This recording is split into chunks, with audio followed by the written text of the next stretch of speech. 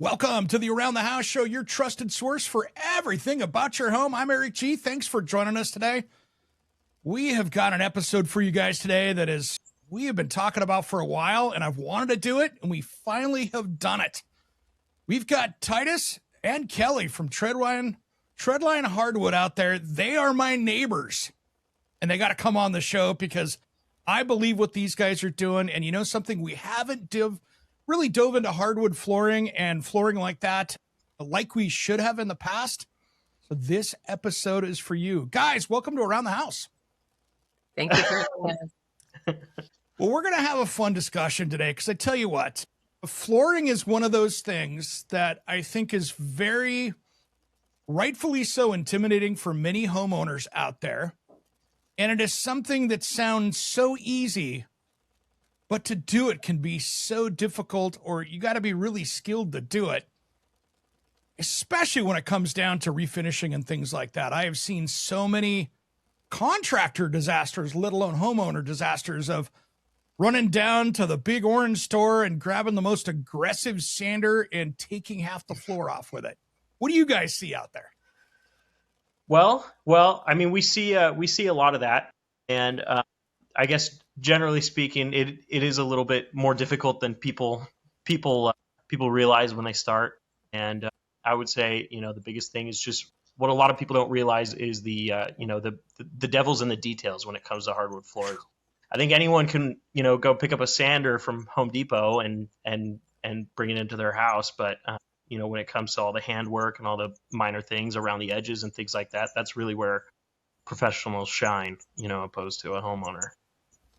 No question. And I tell you what, I have seen so many horrific sanding jobs out there where it looks like you walk in a room and I'm like, this has more waves than the Pacific Ocean does in it, because obviously things were not done correctly.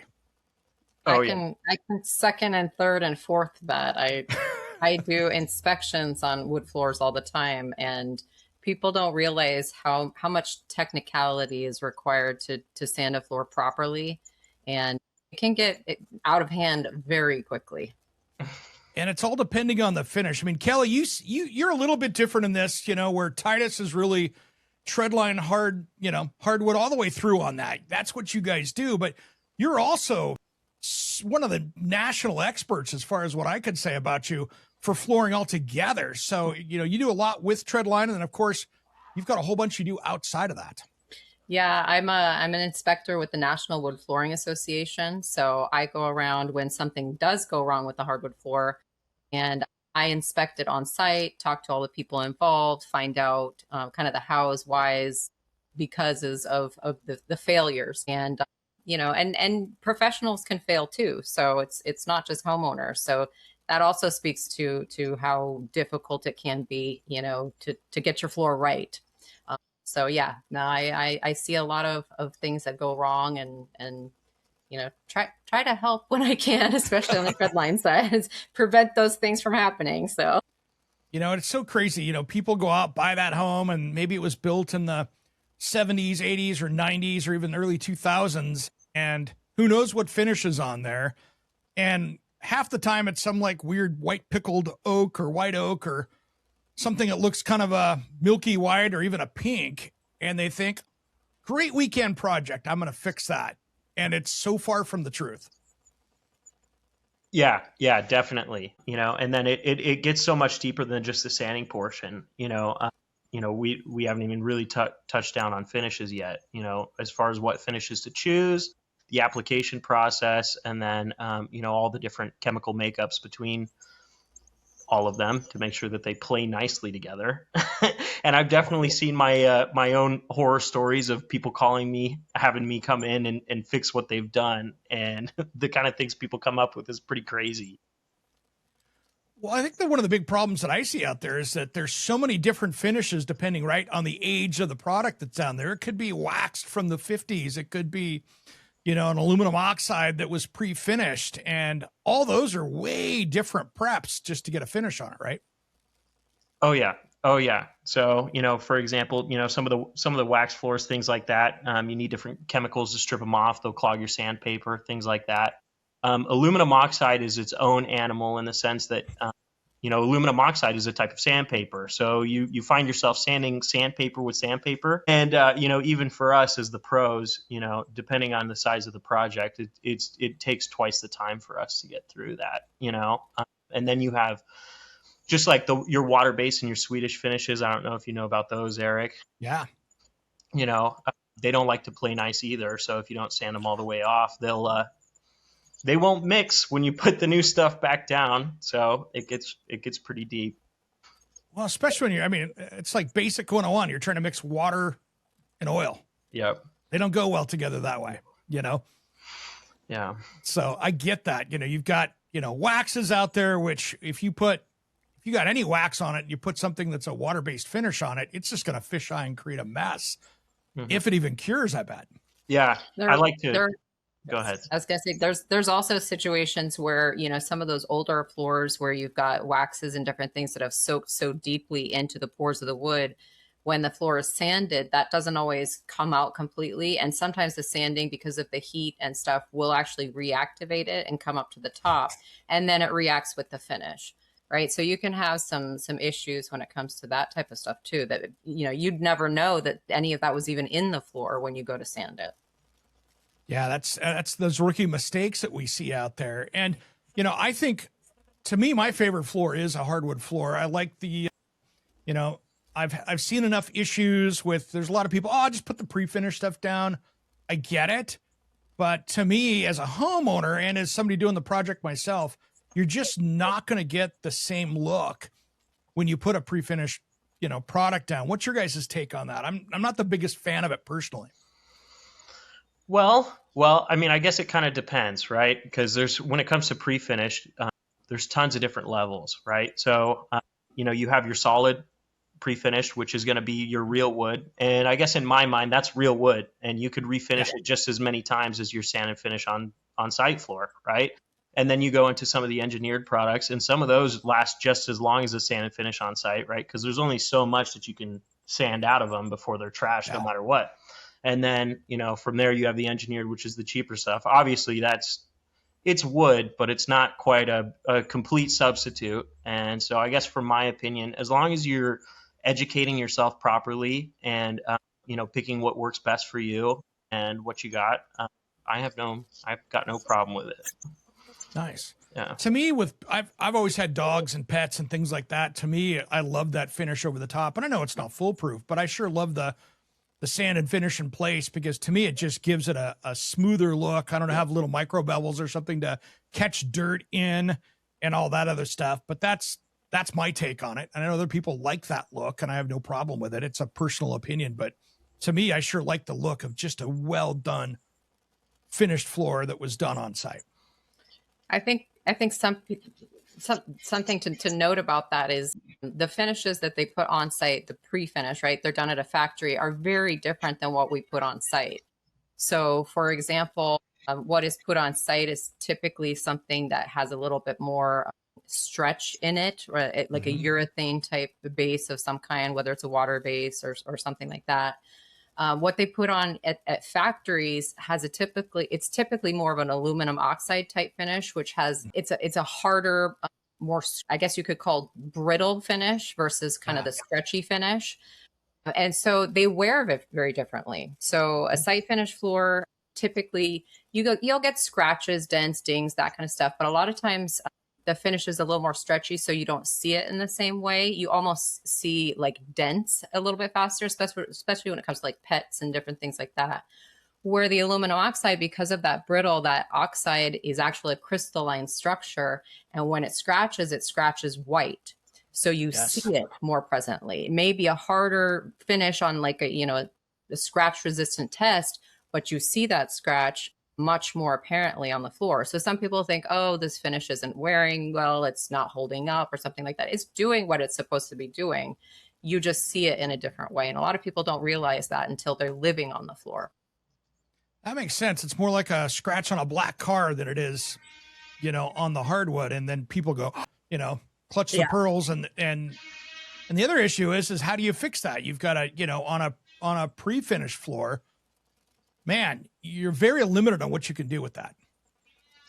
Yeah, pre-finished floors, there's a couple issues. Number one, you're typically dealing with products that are warranted by the manufacturer for a certain number of years, and if you start to mess with it, you lose your warranty. The other factor is, if you're going to fix it, generally speaking, it's hard to do individual boards unless you have leftover stock, right? If you bought extra when you first put the floor in, which a lot of people don't even think about.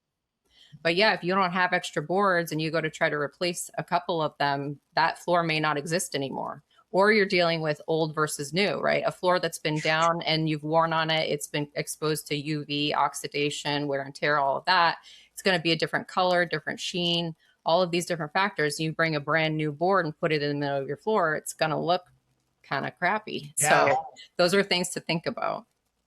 Well, that brings up a good point. Wood species is a huge deal because I love a black walnut 8-inch wide plank floor, but if I've got windows, that's now an issue. I've seen some stuff where it's a view home and they've got, a pool and it's reflecting off a couple surfaces, and all of a sudden that stuff looks like driftwood in 2 years because all the UV is just destroying it. Oh yeah. I mean, so there's definitely differences between some of your species and your photosensitivity, right? And then on top of that, just the hardness level, depending on what people are planning on doing with their wood floors, you might want to think about, how hard it is, if you have kids or pets or something like that. For example, like Brazilian cherry is pretty common over here in the Pacific Northwest. We see it in a lot of the houses built in the early 2000s. Very, very hard. Comes out of the Amazon rainforest, but very photosensitive. So within about 6 months, it's already started its first color cycle, and it'll go all the way from kind of a pale pinky red color all the way to like a deep blood red. And the amount of times I've seen people flip their rugs, the ones that are underneath the sun, and it's just pale floor underneath. And the unfortunate thing is, stuff like that, it just doesn't sand out.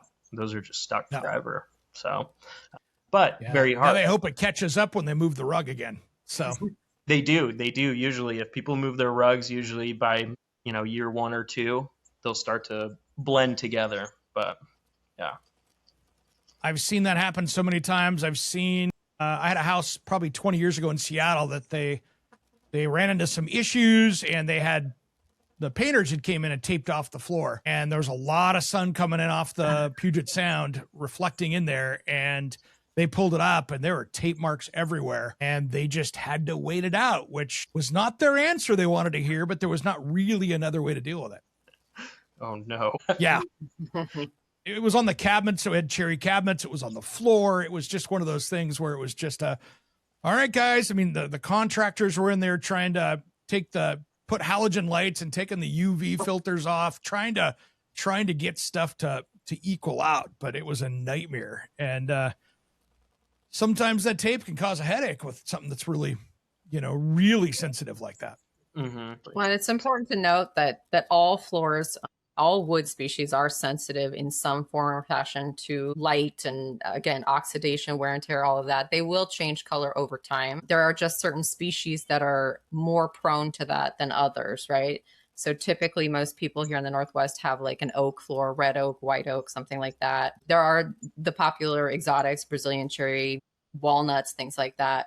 But there are species that are more photosensitive than others. So if that's something that somebody would be concerned about, and, if you're very sensitive and you can't stand having those lines or, issues show up, then you should stay away from those species that are more photosensitive for sure. Well, in the 90s and 2000s, we saw hard rock maple going in places and things like that. And boy, that stuff can yellow and look not what you hope it looked for.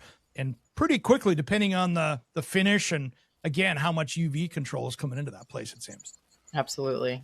There are ways that you can kind of minimize some of that too. There are some additives that you can put into some of the finishes nowadays that are like UV filters. They act as almost like a sunscreen that'll slow down that process. I usually will recommend those if people do have photosensitive woods like maple or Brazilian cherry or walnut. And then also you can manipulate with color. So stain color, right? So you can utilize a stain color, which will also kind of act as like a sunscreen for your wood, and it will slow down that color change process. Again, it will absolutely still change over time. You just may not be able to see it with, the naked eye kind of a thing. So that's another way that you can kind of address some of those issues. That's cool. I like that. Now, there's so many a lot of changes I'm seeing out there when it comes to hardwoods. I'm seeing companies now starting to advertise. And again, I don't know the answer to this, but I'm hearing companies actually advertise, we've got waterproof hardwood floors. How do you do that? I mean, I scratch my head as a former contractor DIYer and go, all right, there's a cut in there someplace. How are you going to do that? It doesn't make sense to me, but is there actually a product out there that's kind of like that, at least? Well, so when people are talking about waterproof floors, they're likely talking about some of your plastic vinyl products, the click materials, things like that, I assume is what you're referring to. And when it comes to those, the product itself, yeah, it's waterproof. In essence, plastic. It's just a chunk of plastic, right? But there's so many other factors involved. Like, could I install it at the bottom of my swimming pool and it would probably be fine? Yeah. But on the other hand, it's not impermeable to water in the sense that if someone spills something or something like that, it will still seep between the gaps. And then the real problem that you're going to have is because it's like a solid layer of plastic, this moisture gets trapped underneath it and it'll end up rotting out your subfloor. We've seen that countless times, and it seems to be, we see it more now than we have ever, in the sense that these LVTs and SPCs, these plastic floors have kind of taken the world by storm, and it's been a bit of a challenge for us, people pushing real hardwood because it's real, and so we've started to see more and more of that start to appear. But I guess to answer your question, they are waterproof, kind of. Yeah, there's a hardwood company up in Seattle. I forget what their name is, but they're actually trying to promote a waterproof solid hardwood, and they say it's in their finish. And I'm like, man, there's no way I would put that in a bathroom and expect that to get not damaged just with kids or anything else. But that's me. There are a couple products out there where they've used some sort of form or fashion to almost like impregnate the actual wood species itself with some sort of finish type material. They're pretty unique. They're not popular on the market, but there are a few out there. So it could be one of those products that they're utilizing that sort of technology. I've also seen some where instead of like a typical wood backing on like an engineered floor, they'll use a plastic backing. So it's an actual piece of wood that's kind of been almost seated in a plastic form of the core, if you will. So some of those they'll try to pass on as quote unquote real wood that's waterproof. And like Titus said, yeah, could you put it in your pool and it'd probably be fine? But there are other factors that may go into the fact that it's maybe not quite as waterproof, life-proof, impenetrable. A lot of those tend to be marketing gimmicks when it comes down to it. I mean, if you really look at the warranty information, a lot of times there's a lot of disclaimers. So just be careful what you're picking and make sure you understand the entire product is what I would say. Yeah, there was one time, this was probably 25 years ago when bamboo first came on the market, and I went, I'm going to try this. Maybe 30 years ago. It was a long time ago. It was when it first showed up at Costco. And I went, I'm going to do this on my entryway and see how it worked. Yeah, I had it in there for maybe a month and a half, and I'm like, this is coming out. It could not handle. I was like, this is the most horrible product. It was just I had kids, but it was just getting tore up so quickly. And boy, I'm happy I didn't do the whole house with it, but it was just fell apart so quickly. Once you got through the wear layer on it, it just came apart like it was grass. Well, it is. It is basically. It's a fast growing tree-ish grass, whatever you want to call it. And basically they just take the fibers, pull them all apart and then put them back together with a bunch of resins. And they're very sensitive to moisture. So a lot of people don't realize that. So, in an entry where you've got people tracking in mud and rain and whatever all day, obviously it's not going to be a good fit. A lot of the bamboo products that are now out on the market, they still have a very high hardness, durability, to them, but they're so linear in their look. Like every scratch, dent, and ding you can see right away. And then again, they're pretty sensitive to moisture. So they could be a right fit for the right person in the right home. You know, everybody's got a little bit different lifestyle, a little bit different expectation of what they want their floor to do. So, you know, finding the right floor, whether it's the right species, the right color, the right texture, the right format, whether it's solid or engineered or anything like that. There's a lot of factors that go into picking the right floor, and not every floor is right for everybody. So, Great point, Kelly. Great point. And one of the things too is you got to be very careful. You know where that's coming from, because I've seen some of the bamboo products come out with just, they keep it from turning black because they've dipped it in formaldehyde overseas, and you can have some other health issues with that if you're sensitive to that. It's something you got to be really careful with. for sure, there's certainly products out there. You know, you want a quality product when you're purchasing something. It's a pretty big investment for just about anybody. This is not, you know, a small investment. Even if you're going for a lower cost floor, it's still a pretty big investment, and something that you should be able to live on, you know, for decades if it's the right floor.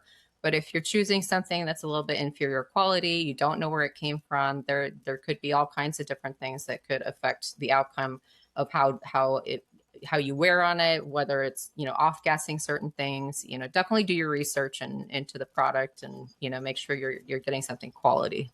Yeah. Yeah, I totally agree with Kelly. And I guess on top of that, bamboo is kind of its own special thing in the sense that it's been a big victim of greenwashing. You know, there's a lot of 100%. manufacturers, or manufacturers in China or wherever that'll send these over, and they're advertised as, you know, eco-friendly products, and people will choose them over traditional hardwood because they think that cutting down trees is bad. But what they don't realize is that, you know, these floors, these bamboo floors, are being created in a factory, right? They're being impregnated with resins and formaldehydes and who knows what else, and then they're being coated with different coatings that you know, sometimes aren't the best, and then they're being sent across the ocean. You know, most of your traditional oaks that we see over here are usually coming from, you know, northern United States, southern United States, whether it's a red or white or Canada, and all they're doing is they're getting cut down. And most of these mills are these, you know, loggers in.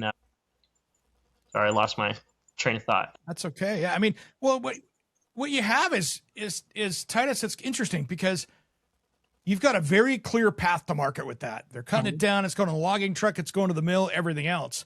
Where I've seen videos of what was 15 years ago with some of the bamboo products where they get in there with a backhoe, they dig these big pits and fill it up with formaldehyde, and they're cutting the bamboo down, dipping that in before it goes out so it doesn't get to kill the mold, the mildew, and all that stuff on it. And then it goes out and gets made into flooring. And I'm like, yeah, that's a whole different path to market than what you see with the traditional hardwood. And for me, pretty black and white. That's not green to me.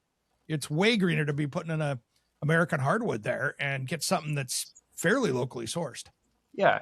And I guess what I was going to say was, safe forestry practices are required by the U.S. at this point. You know, if you're logging trees in the United States, you have to meet those certain regulations and have those plans in place. You know, and there's just that China or wherever your bamboo is coming from, they're not practicing those sustainability practices when it comes to any of that. You know, and obviously the journey from the forest to the mill to your front door with some of these traditional, North American hardwoods is significantly better in a lot of ways.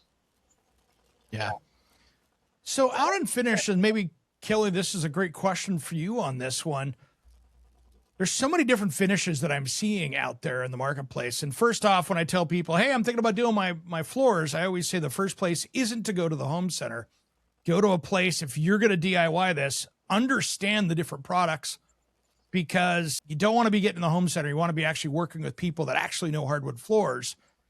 What are the finishes that you're liking out there? And again, it's depending on the look, whether it's a matte finished oil-based or one of the new water-based finishes or urethanes out there. What are you seeing in the marketplace today that you like? So there's a couple different factors. One of the bigger ones is going to be durability, right? So how long is it going to last? Because you don't want to be refinishing your floors faster than you want to, because again, another big investment, right? So durability is a huge factor, and every single type of finish has a little bit of different durability. One of the specialties that Treadline uses is what's called a Swedish finish. It's an acid cured, solvent based conversion varnish. It sounds really scary. It's not. It's a good finish. It's a very good finish. As far as durability goes, it is the most durable thing that can be applied to your floor on site today. Then the second most popular one is probably a water-based finish. So instead of that acid cured solvent based, right, you've got a water-based type finish, right? These finishes are typically two component, right? So kind of like an epoxy, but not quite so brittle. But the durability between the two is night and day. So like a water-based finish, a typical refinish is going to be somewhere in the 5 to 7 year mark. A Swedish finish, you're typically going to get somewhere between 10 and 20 years, depending on your lifestyle.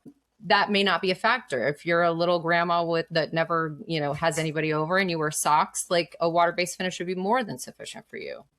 But somebody's got 5 dogs and 5 kids and wears shoes all the time, they're going to want something a little more durable, right? They also have very different looks. So like a Swedish finish typically gives you a little bit more richer, deeper, more, I don't want to say amber because that's a bad word in today's market, Sure. but a little bit more of an oil type look to the finish, where a water-based finish has a typical like white, milky, sort of like a plasticky look to it, which may also be very popular, right? So a lot of the like Scandinavian looks and, kind of the more modern, lighter looks, that water-based might be a good finish for color. So, color versus durability, those, which one's more important to you?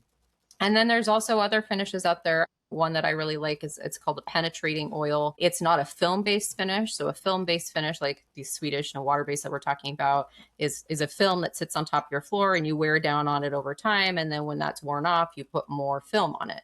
A penetrating oil is an oil that actually seeps into the pores of the wood, freezes inside those pores, and then hardens, and that's where your durability comes from. It actually raises the hardness level of the species of wood that you're putting it on. And those floors, when you're wearing on them, you can't see the scratches in the same way because there's no film that you're scratching on. So if you're kind of looking for something that's a more natural, like no sheen, like a very traditional European sort of look, a penetrating oil might be a great option for you. So there's a lot of different options out there. Those are just 3 of my favorite ones and the most popular ones that we see, especially here in the Northwest.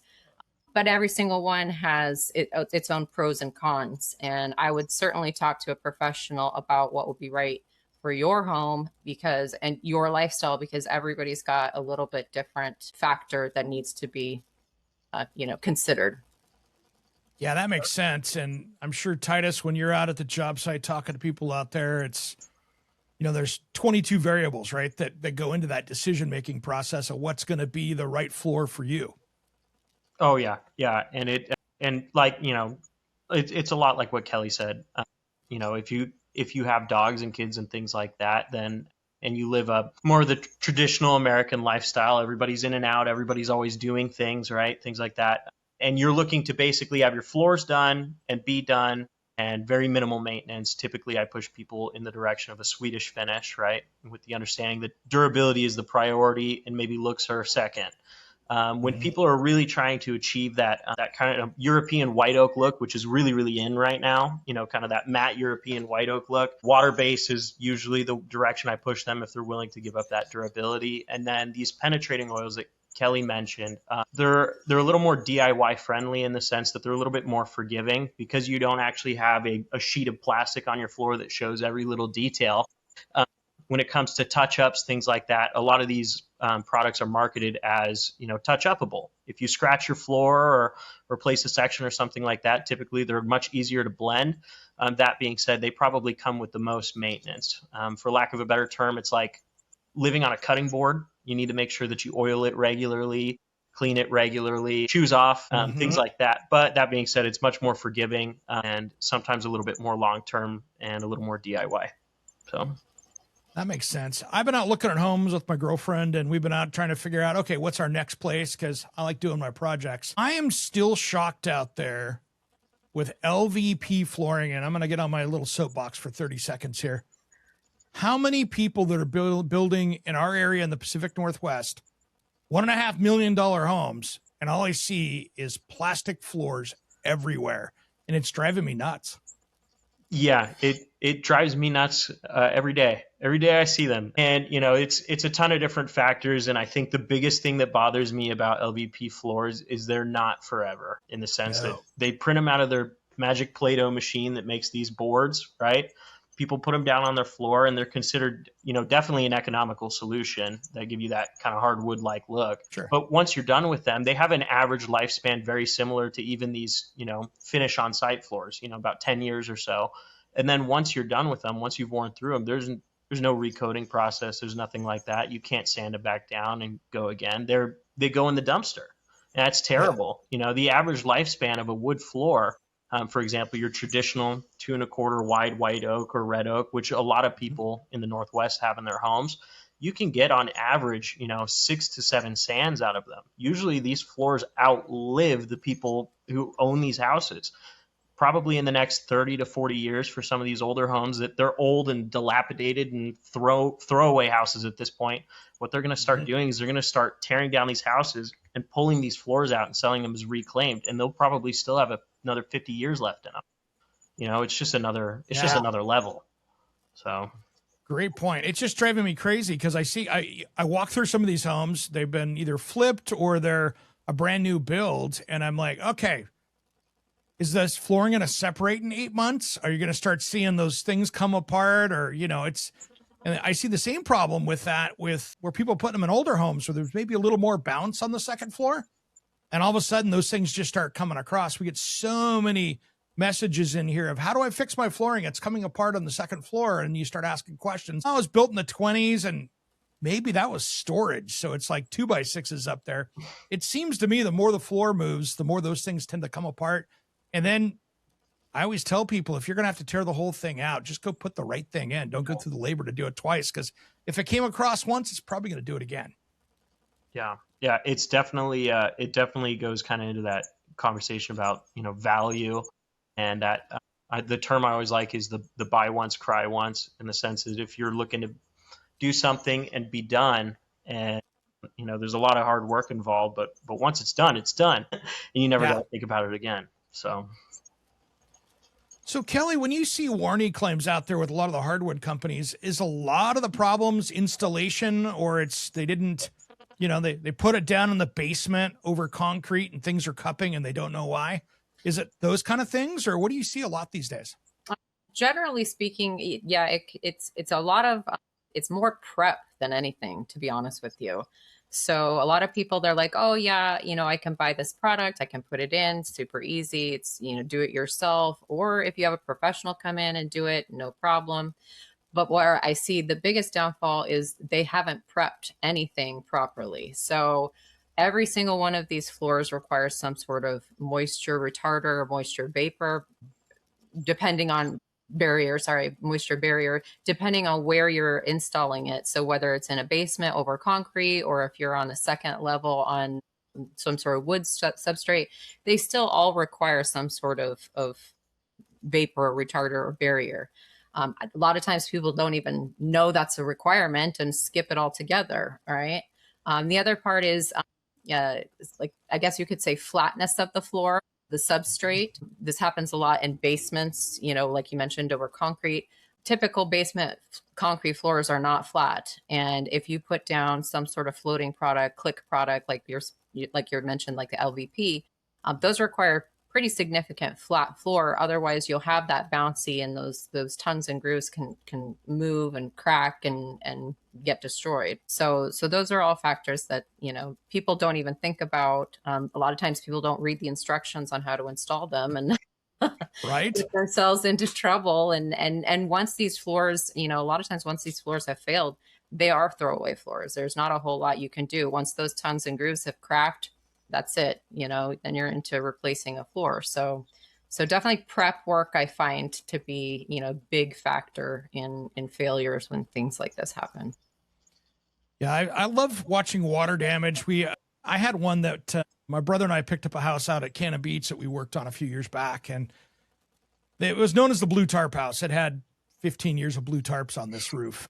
And when we went to look at it probably 3 years ago, that had it had so many blue tarps up on it, but the water was coming through the ceiling like halfway on garden hose, and it was hitting the hardwood floors in the oak floors in the living room. I'd never seen it this bad. I'm sure you guys have, but the 2.25 pieces had swelled up in the living room so much they were back to back, and it was 3 inches up in the middle of the floor.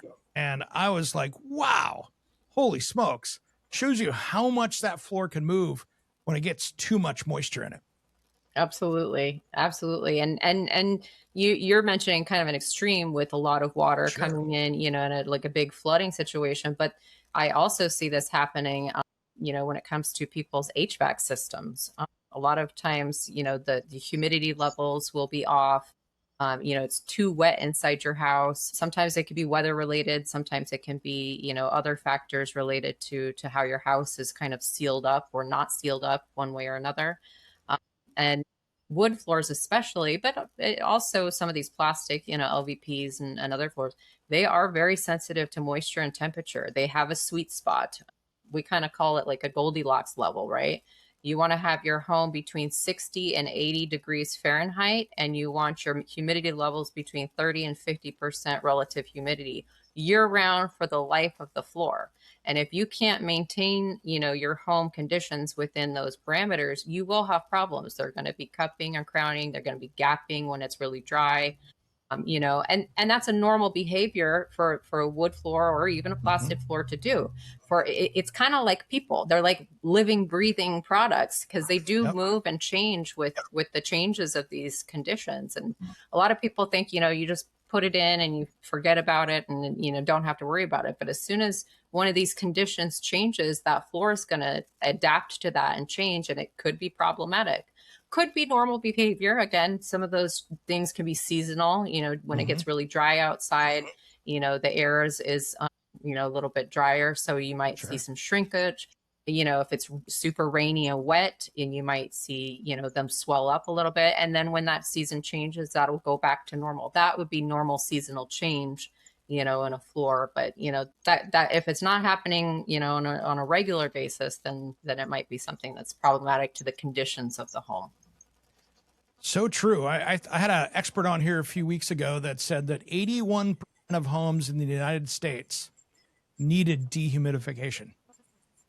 And I'm like, holy smokes. So if you're getting up in that 50, 60%, now everything's getting expanded. And then when we get into those months, whether it's wherever you're at in the country, where maybe you've got the air conditioning running and it's way dry, or the heat running and it's dry, that's just more problems of things moving around.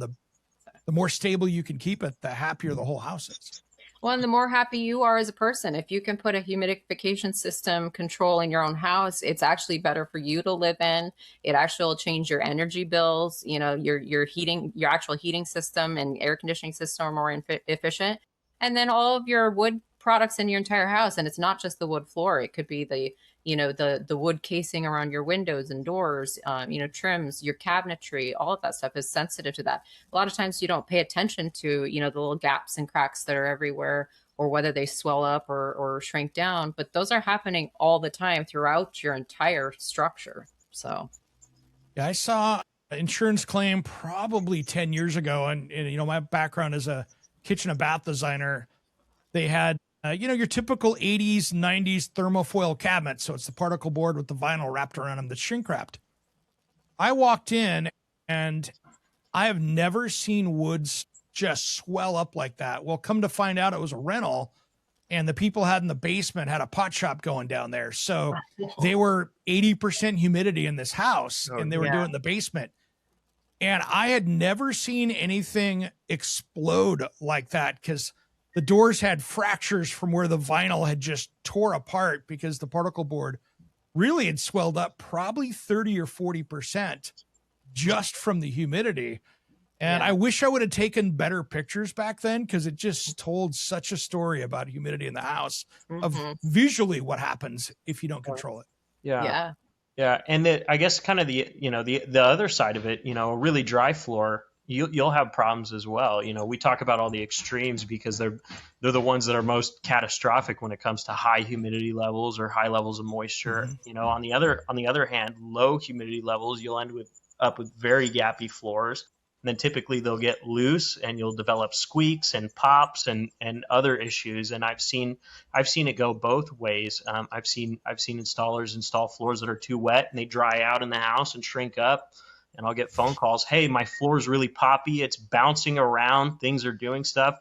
It was nailed down. I don't know what happened. And it's just the floor just shrank down and it's too small. So.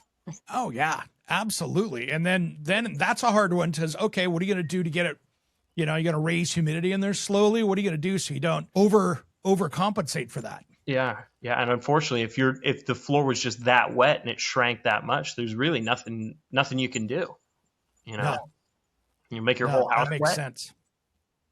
So I wanted to give a little public service announcement too for you DIYers and even contractors out there. If you're working on that old house and you see this black tar adhesive on the hardwood, slow your roll and do some testing. I have seen so many social media pictures out there of people, hey, I'm working on this, and what's this gummy stuff? I'm just going to sand it. That can be an issue. So be careful of that asbestos mastic out there. yeah. It can be an issue, guys. So be careful out there when you're trying to take down or save that old 1920s floor that maybe somebody in 1955 said, I'm not finishing, I'm putting this vinyl down. And well, you could have a hot mess going on there, and you could make it a lot worse if you don't handle it correctly. Titus, how do you guys deal with that stuff? Is that something where you just bring in the asbestos people, let them take care of it, then come in afterwards? Or what's the best way? I've seen it where it's almost cheaper to rip it out, unfortunately. Yeah, so it's a little bit dependent. Unfortunately, with asbestos, you have to call the asbestos people and have them take care of it, even if they have to tear it out. In the sense that we're not allowed to disturb it. Asbestos or lead paints, those need to be tested as well. After they're tested, obviously we can do what we need to do. Even the gummy black tar mastic, even if it tests negative for asbestos, it's still quite a bit of work. Typically, we're actually using planers attached to our drum sanders, custom made planers to shave all that off, because you'll be there for weeks trying to get it off. I had that at my brother's house where we had that same thing, and he had an old house in Yakima, Washington that was 1920s, and the second floor had a fir floor down, but they had went down to Linoleum City or whatever and threw something on it and had all that black on it. And that was a nightmare. Tested it. It was fine, which I thought was kind of rare. I was happy about that, but there was no easy way to get that stuff off without making a hot mess. No, there's no easy way. Some things that we've done in the past is we've actually installed hardwood floors on top of their existing hardwood floors, which I know some people advocate against the layering, but when you have asbestos abatement, it can be a pretty costly fiasco, when you have to deal with that. So you are able to install wood floors on top of your existing wood floors. So you just run it perpendicular to your existing, and you can add another layer. There we go. We all saw what happened to what was that? Was that Trader Joe's here in Portland when somebody, I don't know if you saw that one, Titus, but Trader Joe's was having some work done, and they went scraping away and sanding away on the tar mastic while the store was open, and that was shut down, I think, for 3 weeks by the contractor cleaning the store up. And I'm like, holy smokes, that had to have been an expensive mistake. Yeah, somebody should have tested that a little bit sooner. Yeah. I can only imagine what that insurance claim was for that contractor, because that was ugly. But it was interesting news. When I saw it, I was just like, it was just a gut punch. I'm like, someone who didn't know what they were supposed to be doing. Yeah, or didn't know what to look for. The right people will look and go, that's probably asbestos. You should get it tested. I guess if you don't Absolutely. know, you don't know. So yeah, you don't know if you don't know. And that's why bringing in the right professionals to look at the job can really be key. And Titus, what do you recommend for people out there? There's a lot of people out buying homes right now, and they're walking around and they see that, boy, the hardwood could be cool, but it's the wrong color. If someone is going to reach out to you guys and say, when do you like to do that in the process? To me, it makes sense to, before you move in, to go have it done. So that way you can have it cured and ready to go and you don't have to be moving furniture around. But for those new home buyers out there looking for, older homes that they want to refurbish, when do you recommend that to be done? As far as the wood floors go? Yeah, as far as wood floors, maybe it's got that, 1970s white oak and Lake Oswego, let's say, Yeah. Do you recommend they go ahead and just do that right off the bat? Oh yeah, yeah. I mean, so even us as professionals, we try to be pretty efficient about it, and it's still a pretty painstaking process. We've got HEPA filters and dustless sanding systems in place, but it's still not necessarily a nice place to be. And moving all your furniture out, everything that's on the wood floor, it's got to come out. And then typically people have to be out of the house when we're actually doing the finish coats, on the worst case. So I definitely recommend, if you're purchasing a new home and you're thinking about doing the hardwood, it's much better to bite the bullet and do it now before you move in, and you'll be done. So that way you're not spending the week out at the coast or doing something, going on vacation while it's done, because you can't really be hanging around there. Yeah. People can be around, at least for the sanding portion. We've got the dustless part down to a science. The guys aren't wearing masks when they're sanding the floor anymore. But when it comes to these finish coats, I would say the majority of the finish that we put down is that Swedish finish that Kelly mentioned earlier. It's some pretty stinky stuff. The fumes in the air are pretty substantial. We're wearing full face respirators. Our noses are burning. Our eyes are burning. It's nasty stuff, but it cures pretty quickly. So usually people got to be out of the house for 2 nights is what we tell them. And usually they'll go off to the coast or wherever that is for those 2 days. And they can usually be back in the house as soon as that next day after we put that final coat down. Because it's a conversion varnish, kind of like an epoxy. It cures very, very, very quickly. And so if you can avoid doing it while living there, or you have the opportunity to do it before you move in, that's the time to do it for sure. Amen. All right, guys, we're running out of time. It goes so quick. What is the best way if someone's out there going, man, I'm in the Portland area and holy smokes, I got to get Treadline out to my house. How do they find you guys?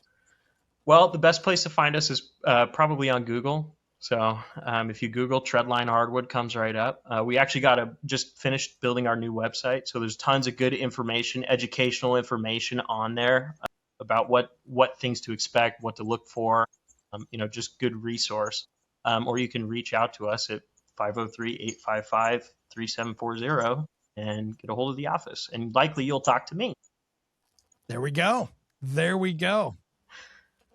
So Kelly, you still out there doing stuff, looking if people want to have you come in as an expert and go, oh my gosh, I got a mess. How do I fix this? How do people find you? Yeah, so I'm available on the National Wood Flooring Association website. So they can go to that website. I believe it's hardwood.org. They can also contact Treadline Construction. Treadline can get a hold of me, or they can contact me directly on my cell. My cell is 503-327-5461. I'm happy to talk to anybody that has questions, needs just maybe even a consultant. But if they're having an actual failure and need an actual inspector, I can do that as well. So nice. Guys, thanks for taking the time today. And you guys out there in the Portland area and nationally across, there's always going to be somebody good in your area, whether you're down in Florida or New York or any one of our places out there. Find your local experts. In Portland, these are mine. But you're going to have some around there that really know what they're doing, what works great for your climate. So search out those people out there if you're looking to get your floors done. But Treadline, you guys always do beautiful work out there, and appreciate you guys taking the time today. Yeah, thank you. Thanks for having us. Thank you. Thanks for having us. All right, guys. I'm Eric G. You've been listening to Around the House.